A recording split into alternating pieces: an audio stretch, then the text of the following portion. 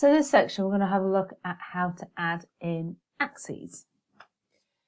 You'll find a copy of this data list in the class folder, so feel free to download this. So we've got a tuple, of data, not a list. And this is the length of Queen albums. If you don't want to copy and paste this, just type some random numbers in. It's going to work exactly the same. This is just to show you the different things that you can do with a graph. So we're doing graphs, we're doing Matplotlib, so we need to import matplotlib.pyplot as PLT, so we don't have to type it out every time. And as you get more into Python, what you'll find is the very first thing that you do is import a load of libraries. Normally that's in its own cell block, and you just import everything you need right at the top. We saw in the last class how to do a basic plot. We're going to do that again, plt.plot, and then variable name, length, and run that, and we get a scatter plot with lines joining up, so a line plot I should say. What we're going to do now is add in some axes. You start exactly the same with the basic plot command and carrying on with plt.xlabel. We're going to give the x-axis a title, which is album number.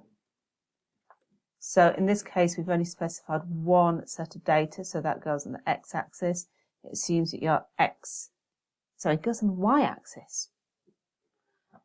It assumes that your x-axis data is the element number. So it starts at 1, goes to the number in your list. And you've probably guessed that the y-axis, plt.ylabel, and that is length in minutes. And if we run that, and then you can see that appears length in minutes. Well, let's pop a space there, that's better. Okie dokie. The other thing you can do is add a title. And you can just keep going with this, plt.title.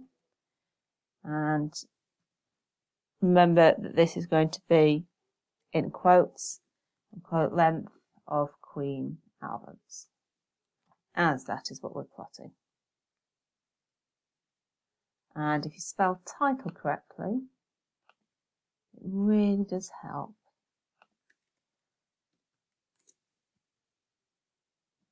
Excellent. So we now have title, we have our y-axis, and we have our x-axis. And that's all right. Sometimes it comes up at the, comes okay. The size that it comes up at, you can see relatively easily. But sometimes you might want to actually change your titles. So I'm just going to change one of them at a time. I'm just going to change album number. So after you've given it what you want to print on your title, you can say, can I have font size of 14, please? And you can see that that now is bigger text.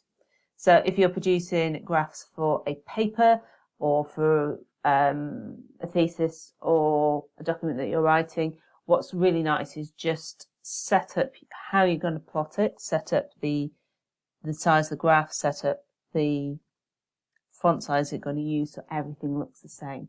And therefore you can make the font size big enough that you can see in the final item. You can also make it bold.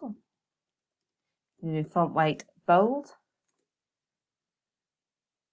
It bolds it, which is quite nice. You can make it italic.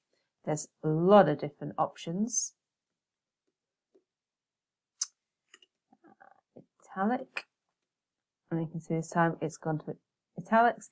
And the last one we're going to look at, you can have a look at colour as well. Remember, always American spelling of colour. And we can turn it red. So any variable that you can think of, you can apply to the axis titles and also to the title of the graph itself.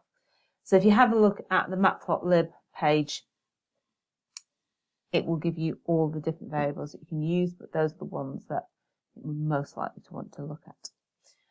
Okay, when you're ready, on to the next graph, and we're going to add in some labels on our graph this time to help describe what our data set is.